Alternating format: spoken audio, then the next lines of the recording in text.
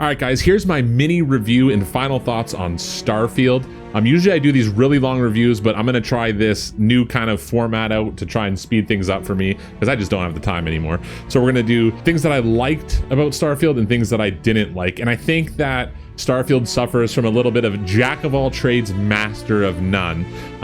It does a lot of things just okay, and a couple things really, really good. And one of the things that I really love is the dialogue, the voice acting, and the actual side storylines. That is the meat and potatoes of this game, and that's where you're going to have the most fun and get the best experience in Starfield. I truly believe that. The dialogue is absolutely incredible.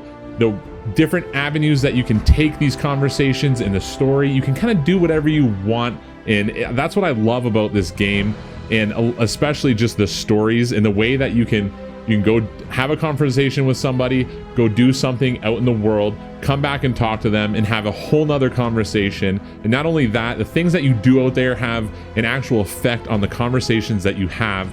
And it's amazing. I've never quite experienced an RPG like this, at least with the dialogue, and the voice acting is elite. It is incredible. It's amazing. A lot of the characters are really good. One thing I would say is Constellation is pretty much just a generic story. There's not really a lot there that got me going too much. There's a lot of good parts of the story, but like in general, just kind of a generic space adventure, and it didn't really ever blow me away. It was more or less the conversations, little things that take part in the storyline that are really good, but the actual, it's just when it all comes together, it was just kind of okay.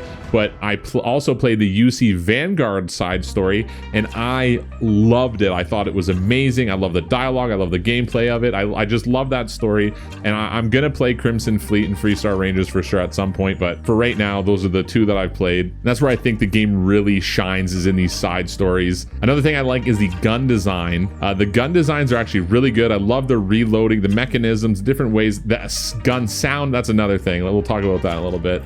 The game design itself, though, is also something that I really like. And the guns, the game design, everything, the ships, they're all designed this very NASA styled. Everything is based in realism or reality, that I actually really like that design choice that they made. And some of the guns actually just look really, really, really cool too. The music in Starfield is also really, really good. I don't know who composes it or who makes it, but it is fantastic. Something that I completely forgot, actually, that I really love about the game is the shipbuilding. And now I'm sure you've seen a lot of the videos of the different ships that you can build in this game, and I actually really enjoyed this part. I love customizing my ship and painting it and everything like that. I love seeing it in the cutscenes and everything. It is a really cool aspect, but to me, it's just not enough to save the whole flying experience. And that's a lot of the things that I liked about Starfield. Now let's get into the things that I disliked. Spaceflight is just okay, and the more that you go into the space, the more I was just kind of not amazed with it. You know, you get this certain feeling when you play games like Star Citizen, and there's some other ones where you go to space and you're like, whoa, I'm in space. Like, this is super unique, super cool, that everything just looks next level.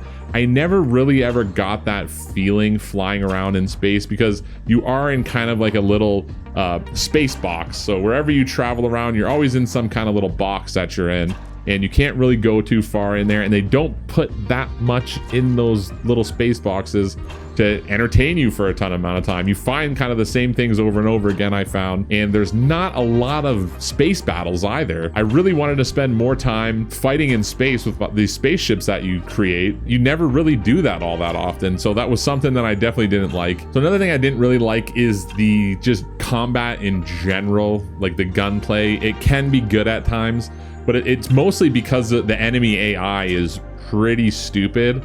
And not only that, they're super easy to kill. I put it up to the highest difficulty, and you just fly through the enemies, and there's really no tough fights or bosses. There's not any real bosses that you have to fight really hard to get it. You know what I mean? It's just, it doesn't have that aspect of the game, and I really wish that they would have maybe added in some more difficult enemies to throw your way. I never felt that challenged. Exploration is hampered by a lot of loading screens, and when I say a lot, I mean a lot. And I think that, combined with just the way that the game is laid out for us, it kind of makes exploration, it's just okay. you know, you have fun with it at first, but over time it starts to get boring. It got boring for me. And yeah, it just kind of the constant loading screens. It's fun to find planets and everything, but once you've seen a bunch, you've kind of seen a lot of them, and it just kind of got old for me, straight up. The graphics can be rough at times. For the most part, they're pretty good. Facial expressions, facial animations, a lot of the times are good. When you have a bunch of people like congregated in one area, it kind of gets a little bit rough. So you'll go to a moon planet and the graphics are really amazing, right? And it's just this awesome environment. Then you'll go to New Atlantis and it really just kind of looks okay. It doesn't look great. It doesn't look absolutely horrible, but it's kind of somewhere in between. It gets pretty at night, but it kind of just looks okay. It's definitely not Cyberpunk 2077, that's for sure. It's not even close. Neon isn't even remotely close, but it's one of those games where you don't need the most amazing graphics in the world to enjoy a video game. I thoroughly believe that, but in a game like this, I kind of wanted it to look a little prettier, so whatever, it is what it is. Another thing I noticed in space was shadows on planets had weird hard edges. When I was looking at, like I'm in a space station and I'm looking out the window and I'm looking at a planet and the sun is coming around the backside of the planet. There is like a black little line that surrounds all the planets, and it just breaks that immersion because in the real world and in real life, it gets very much blown out. It's like a light leak comes around the planet and it blows out that corner. You see it really well in a game like Star Citizen, and it's just one of those details where when you have that hard edge around in that situation, it just makes it look like it's just a disc up there. It doesn't look like a round planet like how it should, right? So it's another one of those things where I was kind of like, they could have done a lot better with that. And that's kind of what I mean about a jack of all trades and a master of none. I feel like it does do some things really, really well, but it does a lot of things. Maybe it's just doing too much, and it just does all those things kind of just okay, and it really excels with dialogue and some of the storylines. All in all, I did have a really good experience with Starfield. It's just not a game I could dump an insane amount of time into. I mean, I did get 70-80 hours out of the game, which is a lot of time, and I think it'll get better over time. It's just, as of right now, I had fun with it. I'm not going to go back right away. I would give Starfield a solid 8 out of 10. Like I said, it does a couple things really well and a lot of things just passably okay. So I had fun with it. I think a lot of people are having fun with it. It's just not some sort of groundbreaking space exploration game that I want. I was expecting a little bit more in different areas.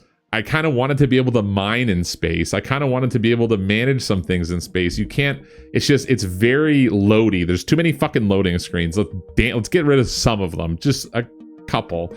And I don't know, when it was all said and done, I really got a long time to think about the game and to process it. And just after playing Cyberpunk 2077 a little bit this weekend too, it really just kind of brings it more into focus. Like, Cyberpunk tells a story, and it is a great story, and the gameplay is great, and that's why I absolutely love that game, and it drags me back in once in a while to play Cyberpunk, especially with Phantom Liberty coming out, which has been fantastic. But maybe that's more my style of game. Maybe this huge RPG style of game just isn't for me, and that's okay. Maybe it's for you.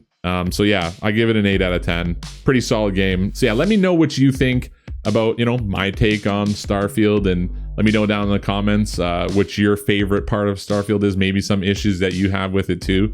And yeah, man, thanks for watching, guys. I really appreciate all the support you've been showing me. My name is Rage Review, and we'll see you on the next one. Later.